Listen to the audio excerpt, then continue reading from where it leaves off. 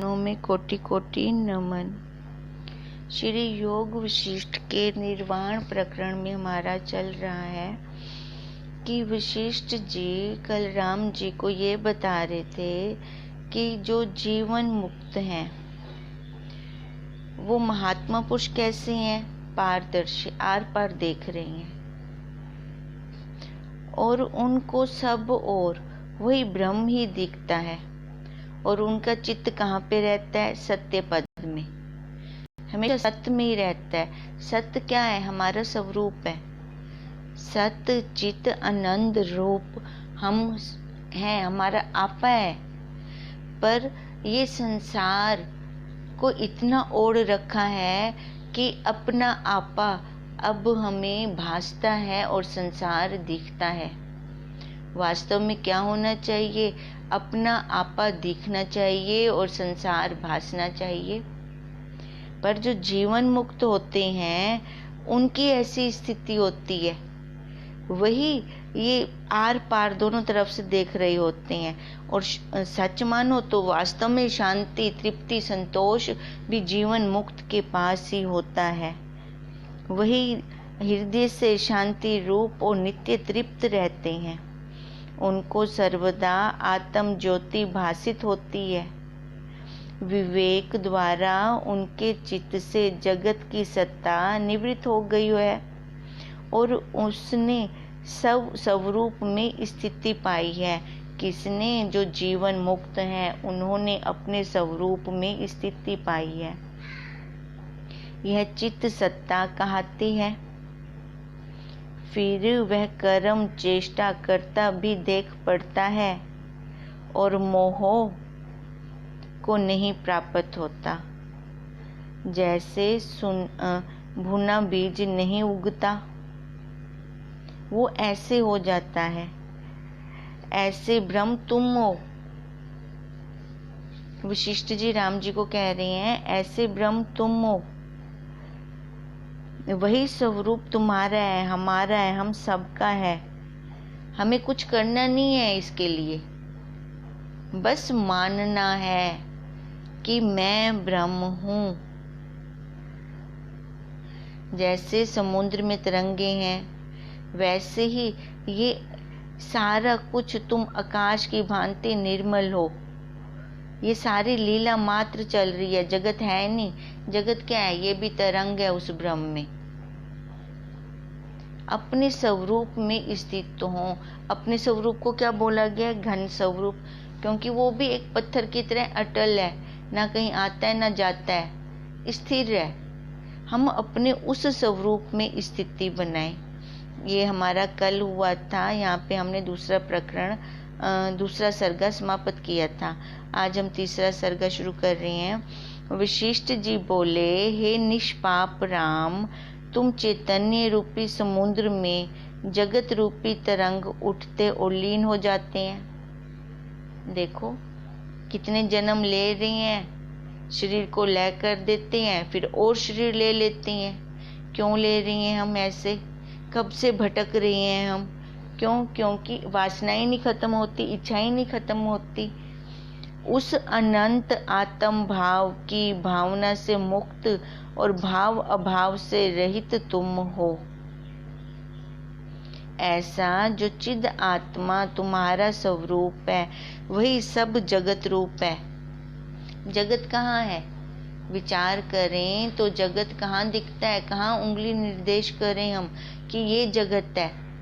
जगत कहीं हो तो हमें दिखे। जगत है तो हमारे मन के अंदर, अंदर वो संस्कार, बाहर संसार।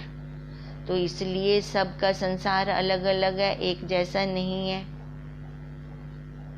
तब वासना आदिक आवरण कहाँ है, जब सारा वही रूप है, ब्रह्म रूप है, तो देखो वो आवरण कहाँ है वासना का। वासना भी तो वो ब्रह्म रूप होगी। जीव और वासना सब आत्मा का किंचन है, दूसरी वस्तु तो कुछ है ही नहीं।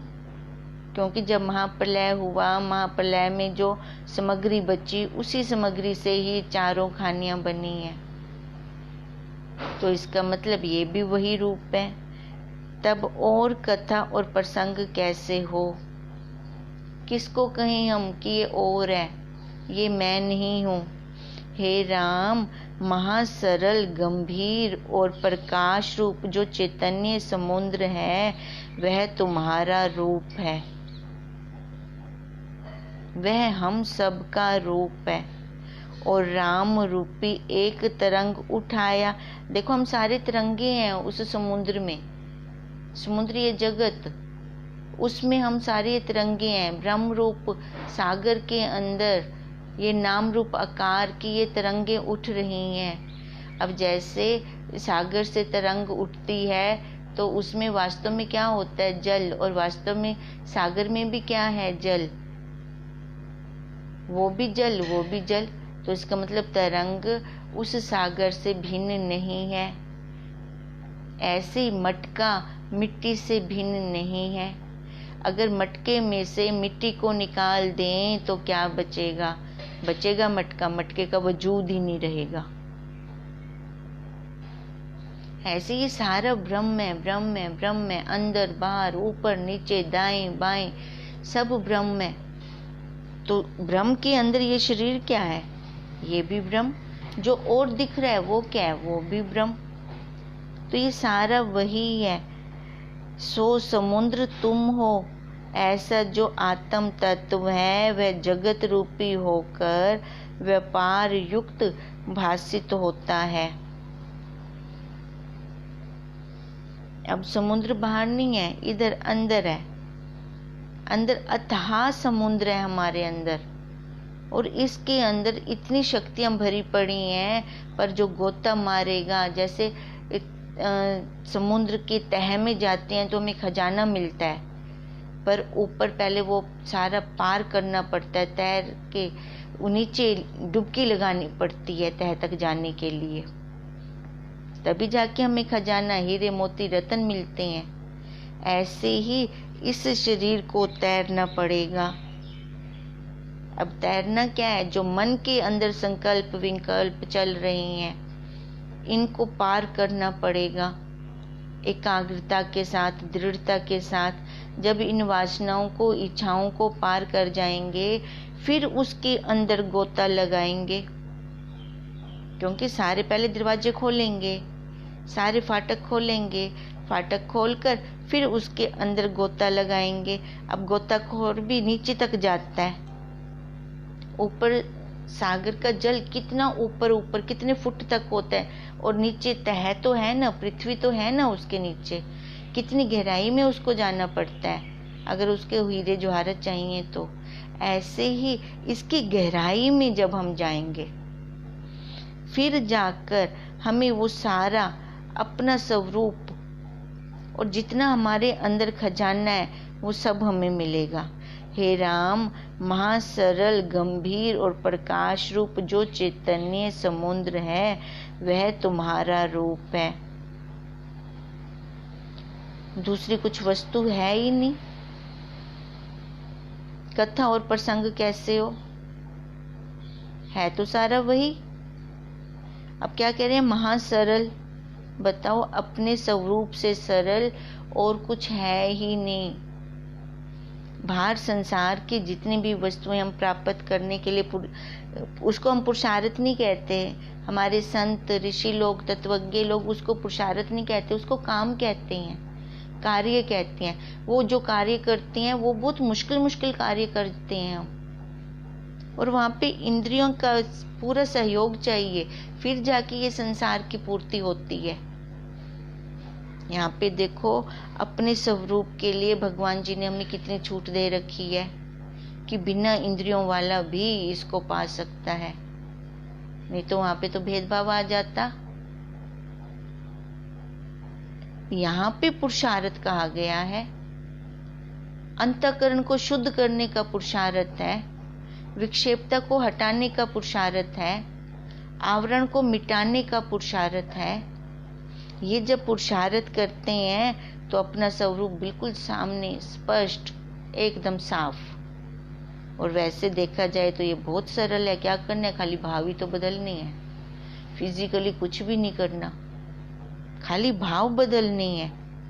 हे राम, महासरल गंभीर क्योंकि गंभीरता के साथ लेना पड़ेगा ये विषय, फिर जाके काम बनेगा। जब किसी भी काम को, चाहे वह संसारी क्यों ना हो, गंभीरता के साथ लेते हैं तब जाके वो पूर्ण होता है। ये मनुष्य देह लेकर हम वास्तव में यही काम करने आए थे, अपने स्वरूप को जानने के लिए। अब यही गंभीरता के साथ जब लेंगे तो फिर जाके हमारा काम बनेगा। वो जो प्रकाश रूप है, जो वो प्रकाश दिखाई देगा, वो चैतन्य समुद्र हमारे अंदर है, कहीं बाहर नहीं। वो प्रकाश हमारे अंदर है, वो बाहर नहीं। पहले तो अंदर भी दिखना चाहिए। अंदर कैसे देखेंगे? उसकी युक्ति आनी चाहिए अंदर देखने की। अंदर वो प्रकाश दिखता है, तभी ये सूरज का अस्तित्व है, चंद्रमा का अस्तित्व है। वह तुम्हारा रूप है, वही हमारा रूप है, वही मेरा आपा है। नीति नीति करते करते जो शेष बच जाता है वही मेरा रूप है। और राम रूपी एक तरंग उठाइए, हम सारे तिरंगे हैं, सो समुद्र तुम ही हो। उस समुद्र में ये राम नाम की एक तरंग उठाई। उस समुद्र में देखो, ये जितनी उपाधियां हमने ओढ़ रखी है ना, ये सारी तिरंगे उठ रही हैं उसमें। माँ की, पत्नी की, बहन की, भाई की, काका की, नानी की। है तो वो एक का एक व्यक्ति। उस एक व्यक्ति के अंदर ये कितनी तिरंगे उठ रही हैं। ऐसे ये सारे ये तिरंगे हैं, जितने भी जगत में चार खानियां हैं, ये सारी उसके अंदर तिरंग है। सो समुद्र तुम हो। ऐसा जो आत्म तत्व है वह जगत रूपी होकर व्यापार युक्त भासित होता है तो सारा उसी का पसारा। उसके बिना तो कुछ हो ही नहीं सकता, पत्ता भी नहीं हिल सकता। एक कहते हैं है सारा वही का वही, और वो हमें कैसे भास रहा है? जगत होकर। और उस जगत में हम व्यापार कर रहे हैं। कैसा व्यापार कर रहे हैं? एक देह का दूसरी देह का, ये व्यापार चल रहा है हमारा। एक देह की प्रारब्ध खत्म होती है और कर्म बना लेते हैं, दूसरी देह को ले लेते हैं, फिर और कर्म बना लेते हैं और देह को ले लेते हैं। ये देह का व्यापार कर रहे हैं हम इस जगत में आकर। जैसे अग्नि से उष्णता, फूल से सुगंध, काजल से कालापन, बर्फ से सफेदी, गुड़ से मधुरता और सूर्य से प्रकाश भिन्न नहीं, वैसे ही ब्रह्म से अनुभव भिन्न नहीं है। फूल से उसकी सुगंध हम भिन्न कर सकते हैं, दूध से हम उसकी सफेदी को अलग कर सकते हैं? नहीं कर सकते। अब यही कह रहे हैं, उस ब्रह्म से उसका अनुभव, मतलब अपनी अनुभूति, वो भी नहीं हम अलग कर सकते। पर देखना तो पड़ेगा। सुगंध लेनी है तो फूल के पास जाना पड़ेगा, दूध की सफेदी देखनी है तो दूध को लेना पड़ेगा। ऐसे उसकी अनुभूति करनी है तो ब्रह्म को लेना पड़ेगा। देखो वो भी भाव संसार वाला, ये जितनी उपाधियां ओढ़ रही हैं ये भी भावों से ही ले रही हैं। और मैं ब्रह्म हूं, ये भी एक भाव है। पर ये संसार वाले भाव से ये वाला भाव बहुत अच्छा है। और यह हमेशा रहता है, ये ब्रह्म हमेशा नित्य रहता है। जब मर्जी बना लो, जब जागो तब सवेरा। वो तो कहते मैं तेरी इंतजार कर रहा हूं, तू कब आएगा मेरे पास। अनुभव से अहम भिन्न नहीं, अहम जीव से भिन्न नहीं। देखो अनुभव से अहम भिन्न नहीं, अहम मतलब वो अहंकार है ना। अब चाहे ज्ञान है चाहे अज्ञान है, दोनों की अनुभूति होती है। कैसे होती है? अंतःकरण से। अब ये अंतःकरण से जुड़कर ये वाणी रूपी यंत्र बोल रहा है। अंतःकरण से जुड़कर ये कान रूपी यंत्र सुन रहे हैं। जब इसमें अहम कर लेते हैं तो हमें वो भी अनुभव होता है। तब ये अहम जीव भिन्न नहीं है। ये अहम और जीव, अहंकार और जीव भिन्न नहीं है। देखो अहंकार है तो ये ब्रह्म, ब्रह्म से ये जीव कैसे बन गया? कभी हमने विचार किया? हमारा क्या स्वरूप था? हमारा क्या स्वरूप है? सत चित आनंद रूप, हम वही हैं। अब वहां से हम कैसे ब्रह्म बन गए? असत जड़ दुख रूप बन गए। कैसे बन गए? कैसे हम इतनी दूर निकल गए अपने स्वरूप से? और जो मिथ्या था उसको हमने कैसे सत्य मान लिया? कभी हमने विचार ही नहीं किया। अब कहते हैं वही अहंकार, अहंकार आकार में अहंकार, ये आकार लेकर हम इसके अहंकार को ओढ़ लेते हैं। अहंकार को ओढ़ते हैं तभी जीव बनते हैं। देखो होगा ज्ञान भी अज्ञान भी, होंगे दोनों अंतःकरण से। जब अहंकार आता है तो जीव होता है, और जब अहम वृत्ति होती है तो वो ब्रह्म होता है। दोनों में यही डिफरेंस है। नहीं तो हम कह सकते हैं आकार तो वो भी ब्रह्म को अपने स्वरूप को लेंगे तो भी हम आकार में लेंगे, जागृत अवस्था में लेंगे। तो जागृत अवस्था कब होगी? जब ये आकार होगा, आंखों वाला देख रहा है। जागृत अवस्था में वो आंखों पर आकर बैठता है, वो भी हम देख रहे हैं फिर। पर दोनों को अलग अलग नाम दिया गया। जो ये शरीर वाली मैं उठती है इसको अहंकार का नाम दिया गया, और जो अपना स्वरूप वाली मैं है, जो साक्षी वाली मैं है, उसको अहम वृत्ति का नाम दिया गया। जीव से मन भिन्न नहीं, मन से इंद्रियां भिन्न नहीं, इंद्रियों से देह भिन्न नहीं, और देह से जगत भिन्न नहीं। देखो ये ओतप्रोत है। एक का नाम लो तो सारा ध्यान में आ जाए। जगत का नाम आया तो देह भी आ गई, देह के अंदर इंद्रियां भी आ गई, इंद्रियों के अंदर मन भी आ गया, मन आ गया तो वो जीव भी बन गया। इस प्रकार महाचक्र जो हमेशा प्रावृत्त हुआ है सो कुछ हुआ नहीं। देखो ये जो चक्र चल रहा है अखंड मंडलाकार, जो ये चक्र चल रहा है, गुरुदेव कह रहे हैं कुछ नहीं हुआ। ये माया है, आंखों का धोखा है, सो कुछ हुआ नहीं। ना शीघ्र परिवर्तन है, ना चिरकाल का प्रवर्ता है। कुछ नहीं है, खाली हमें जागने की आवश्यकता है। जागरूक बने, जागृत ना बने। जाग कर रुकेंगे तो अपना स्वरूप स्पष्ट दिखता है, और वो परिचिन भी नहीं है, सर्वव्यापक है।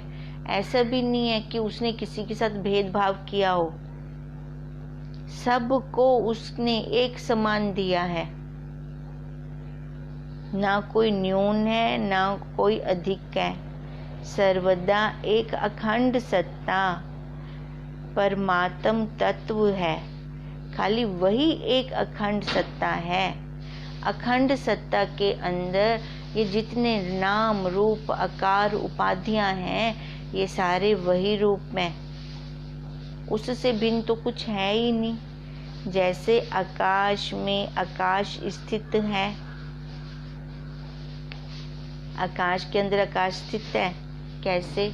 देखो, बाहर वहाँ आकाश, और जिस कमरे के अंदर हम बैठे हैं वो मठाकाश। बाहर भी आकाश, अंदर भी आकाश। अब ये चार दीवारी हटा दें तो हम क्या कहेंगे? हमारे कमरे का आकाश कहाँ गया?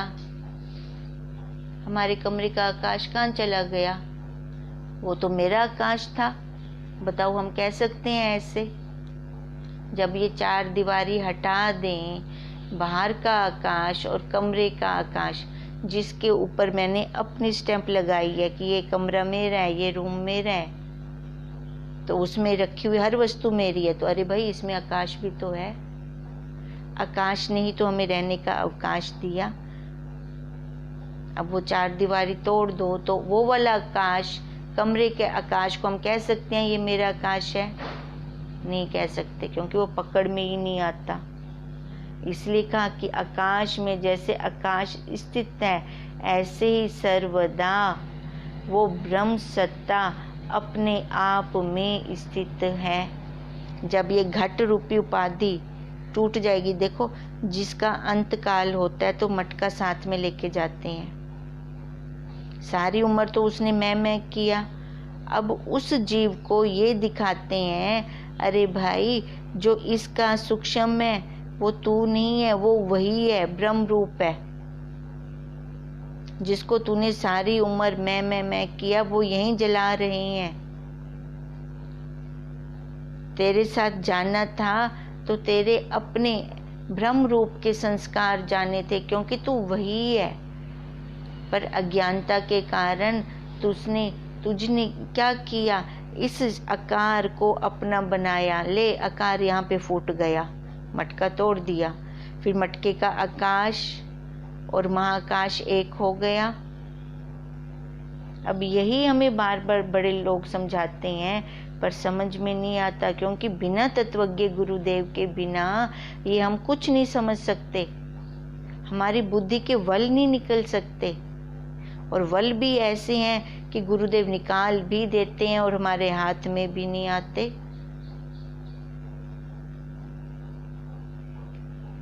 क्योंकि वही सत्ता अपने आप में स्थित है, वही सत्ता वज्रभूत और वही पूर्ण होकर स्थित है। संसार को क्या कहा गया? अधूरा। अधूरे के अंदर अगर हम प्रीत लगाते हैं तो धोखा ही मिलेगा। पूर्ण, जो पूर्ण है ना, उसको लें। और गुरुदेव ने, देखो, परमात्मा की कितनी कृपा है कि उसने इस आकार में दोनों को इकट्ठे दिखा दिया, दोनों को इकट्ठे दिखा दिया। पूर्णता, ये जड़ को भी दिखा दिया शरीर, और वो निर्लेप जो असंग है, जो सबको सत्ता देने वाला है, ये 42 पुर्जों की फैक्ट्री को वो चला रहा है। देखा करें कैसे चला रहा है। रात को खा पी के सोते हैं, पर वो नहीं सोता, वो काम में लग जाता है। वो क्या करता है? अंदर से सारे मल को साफ सुथरा सफाई करता है। हड्डियां वाले भाग, जो हमने अन्न खाया, उससे तो ये हड्डियां बनी, मल मूत्र बना, रक्त बना, मज्जा बना। तो ये सबको अपने अपने भागों में डिवाइड करता है। जो उनकी फोग बचती है, सभी द्वारों के पास आके रख जाता है। सुबह उठते ही जब हम इंद्रियों के फाटक खोलते हैं तो देखो, एक एक इंद्री से मल निकलता है, दिखता है। आंख के आगे भी, गुदा उपस्थ में भी देखो मल छोड़ जाता है वो। कानों के द्वारा देखो, नाक की इंद्री पे देखो, हर इंद्री के आगे वो अपना मल रख के जाता है। सुबह हम इन इंद्रियों के फाटक खोलते हैं तो उनको बाहर निकालते हैं, साफ करते हैं। कौन है वो जो ये सारी क्रिया कर रहा है? हम करते हैं क्या? हम तो सो गए खा पी कर, पर वो नहीं सोया आज तक, वो जाग रहा है। वही सत्ता वज्रभूत और वही पूर्ण है। द्वैत कल्पना कुछ है ही नहीं। उसने कभी हमारे साथ द्वैत किया? पहले जो हम सारा दिन मैं करते थे, जबकि हम कुछ करते ही नहीं थे, करवा तो वो रहा है। अब अगर कोई और संसारी होता ना, वो देखता और कहता कर तो मैं रहा हूँ और सारा क्रेडिट ये अपने आप को दे रही है, कल से मैं इसके जाऊंगा ही नहीं काम करने, देखता हूँ कैसे ये काम होता है इसका। पर उस अंतर्यामी देवता को देखें, अज्ञान काल में तो मैं चलती थी हमारी शरीर वाली, मैं करता हूँ, मैं खाता हूँ, मैं उसका ये काम करके आया। ये तो गुरुदेव की कृपा हुई, गुरुदेव ने दिखाया, अरे भाई हाथ कर रही हैं, पैर चल रही हैं, आंखें देख रही हैं, और इन सबको सत्ता देने वाला तो मैं बैठा हूँ पीछे, तूने कब किया? अज्ञान काल में भी उसने साथ नहीं छोड़ा जब हम उसको इग्नोर मार रहे थे, तो क्या ज्ञान काल में वो हमारा साथ छोड़ देगा? जब अब हमें समझ आई कि वही है, वही है, वही है, एक तू ही है और कोई दूसरा है ही नहीं। ऐसे जो पुरुष अपने स्वरूप में स्थित हैं, क्योंकि उन्होंने द्वैत कल्पना कुछ नहीं देखी, जो अपने स्वरूप में स्थित है वही जीवन मुक्त हैं, जीते जी मुक्त हैं। वही जीवन मुक्त मरने के बाद विदेह मुक्त होते हैं, उन्हीं का ही प्रांत काल होता है। अंतकाल तो सभी शरीरों का हो रहा है, पर मजे की बात तो तब है ना जब प्रांत काल हो। प्रांत काल किसको कहते हैं? जब सूक्ष्म शरीर भी नष्ट हो जाए, पांच तत्वों में मिल जाएं, तभी उसका दोबारा जन्म नहीं होता, जिनका प्रांत काल होता है। ऐसा जो ज्ञानवान है वह मन, इंद्रिय और शरीर की चेष्टा भी करता है, पर उसको कर्तव्य का लेप भी नहीं लगता। भुना हुआ चना दिखता तो है, ताकत भी उतनी की उतनी देता है, पर उसके अंदर दोबारा उगने की शक्ति नहीं होती। अब जो ये ब्रह्म ज्ञानी है, ज्ञानवान है, वो भी ऐसे भुने हुए चने की तरह होते हैं, सारी क्रिया कर रहे होती हैं शरीर से, पर उनको दोबारा जन्म लेने का, क्योंकि कर्म ही नहीं बनता तो जन्म कैसे होगा उनका होता ही नहीं है जन्म दोबारा। हे राम, ज्ञानवान को ना कुछ त्यागने योग्य रहता है और ना ग्रहण करने योग्य रहता है, कहीं पर भी वो रुकता नहीं है, वह सब पदार्थों से निर्लिप्त रहता है। जब तक उसको ग्रहण और त्याग की बुद्धि होती है, तब तक यह संसार के सुख दुख का भागी होता है। ग्रहण और त्याग की, ये अच्छा है ये लेना चाहिए, ये बुरा है ये छोड़ना चाहिए। अच्छा लेंगे, अनुकूल परिस्थिति आएगी तो देखो कैसे फिर हमें प्रसन्नता होती है, प्रतिकूल परिस्थिति आती है तो दुख होता है, विक्षेपता होती है। अब यही गुरुदेव हमें समझा रहे हैं। ज्ञानवान तो असंग रहता है, दोनों अवस्थाओं को देखने वाला हो जाता है, निर्लेप हो जाता है। पर जो अज्ञानी है, जिसको अभी ग्रहण करना और त्याग करने वाली बुद्धि है, उसको सुख दुख सारा लगता है, जिसके लिए त्यागने योग्य और ग्रहण करने योग्य कुछ नहीं रहता, वह सुख दुख का भागी भी फिर नहीं होता। हे राम, जो कुछ जगत है वह एक अद्वैत व आत्म तत्व है, अन्य कुछ नहीं। अद्वैत व आत्म तत्व, जो कुछ जगत है, क्या बता रहे हैं? अद्वैत मतलब एक,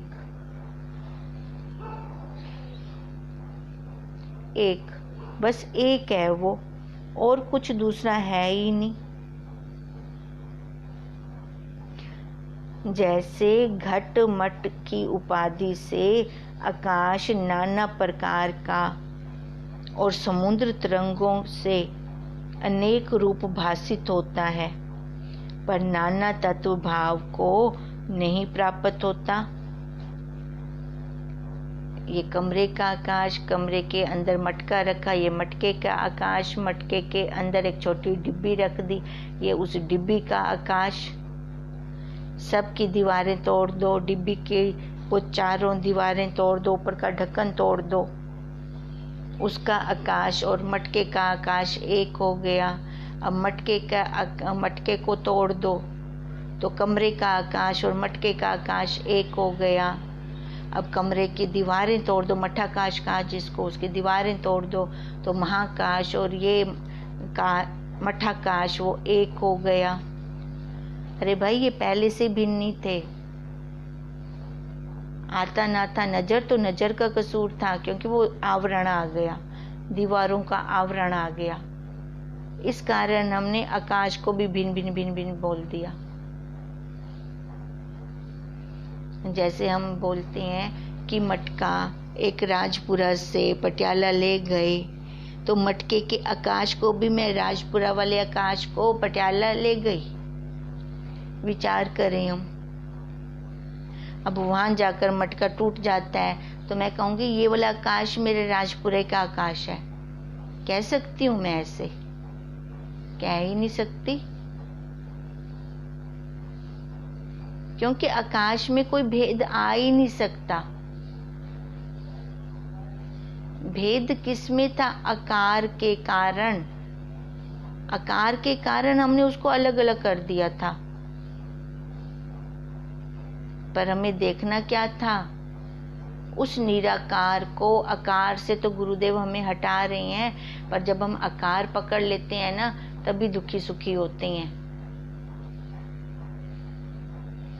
नहीं तो वो एक अद्वैत आत्म तत्व है, अन्य तो कुछ है ही नहीं। जैसे घट मट की उपाधि से आकाश नाना प्रकार का और समुद्र तरंगों से अनेक रूप भासित होता है। अब घट मट में आकाश भी नाना नहीं है। समुद्र के अंदर जो लहरें आ रही हैं, बुदबुदें उठ रही हैं, वो समुद्र से भिन्न तो है ही नहीं। वैसे ही आत्मा में ये नाना प्रकार का जगत भासता है। जितना भी जगत है ये वही रूप है।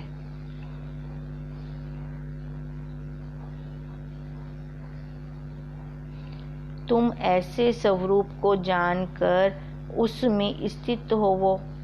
बाहर से अपने वर्ण आश्रम का व्यवहार करो, पर हृदय से पत्थर की न्यायी हर्ष शोक से रहित स्थित हो जाओ। संबित मात्र आत्मा को जो अपना रूप देखता है, जैसे नदी का वेग मूल सहित तट के वृक्ष को काटता है, वैसे ही आत्मज्ञान मोह सहित अज्ञान को काटता है। पानी का तेज बहाव आ जाए और नदी के तट पर जो वृक्ष लगे होते हैं, देखो जड़ से ही उखाड़ देता है तेज भाव उसका। ऐसी आत्मज्ञान का अगर तेज भाव आ जाए तो वो मोह सहित अज्ञान को काट देता है। मित्रता, वैर, हर्ष, शोक, राग, द्वेष आदि जो विकार हैं वे चित्त में रहते हैं। उसको तो चित्त नष्ट हो जाता है। किसका चित्त नष्ट होता है? ज्ञानवान का। हे राम, ज्ञानी सोता भी देख पड़ता है, पर कदाचित नहीं सोता। जिसका अनात्म में अहम भाव निवृत्त हुआ है और जिसकी बुद्धि लिप्त नहीं होती, वह पुरुष चाहे इस लोक को मार डाले तो भी उसने किसी को नहीं मारा और ना उसे कर्म बंधन होता है। किसको कर्म बंधन नहीं होता? जो अपने स्वरूप में रहता है, उसको कोई कर्म बंधन है नहीं। सदना कसाई देख लो, काम क्या है उसका? और कैसे वो तत्ववेता है, कैसे वो ज्ञानवान है। नहीं तो हम देखें, नहीं तो वो कसाई को तो कितना पाप लग जाए कर्म करते हुए, पर वो कर्म जो कर रहे हैं असंग होकर, अपने स्वरूप में स्थित होकर, इसलिए उनको कर्मों का कोई पाप लगता ही नहीं है।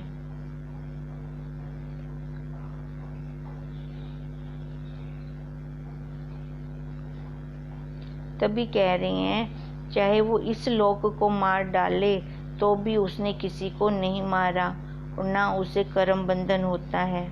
हे राम, जो वस्तु ना हो और भासित हो उसको माया मात्र जानिए।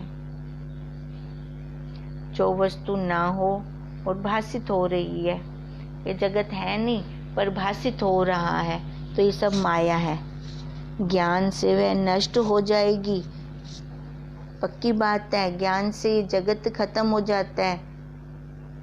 जैसे तेल के बिना दीपक शांत हो जाता है, वैसे ही ज्ञान से वासना का क्षय हो जाता है और चित्त अचित्त हो जाता है। जिसके लिए सुख दुख का ग्रहण त्याग नहीं, वह जीवन मुक्त आत्म स्थित है। अब यही हमें वशिष्ठ जी कह रहे हैं, हमारे गुरुदेव जी कह रहे हैं, अपने स्वरूप में स्थित हो, क्योंकि ये निरावरण कर रहे हैं अपने स्वरूप को। निर्वाण प्रकरण, निरावरण कर दिया एक एक बाण को। जो ये इंद्रियों के विषयों के बाण लगते हैं, उनकी पोल खोल दी। अगर यहाँ जाएगा तो दुख ही दुख मिलेगा। अगर यहाँ से निर्वाण होकर अपने स्वरूप में आता है तो उस जैसी कोई मौज ही नहीं है। इतनी श्री योग विष्णु निर्वाण प्रकरणे ब्रह्म प्रतिपादन, तीसरा सर्गा समाप्त। ओम तम नमामि हरिं परम, ओम तम नमामि हरिं परम, ओम तम नमामि हरिं परम। ब्रह्म स्वरूप गुरुदेव के चरणों में कोटि कोटि नमन।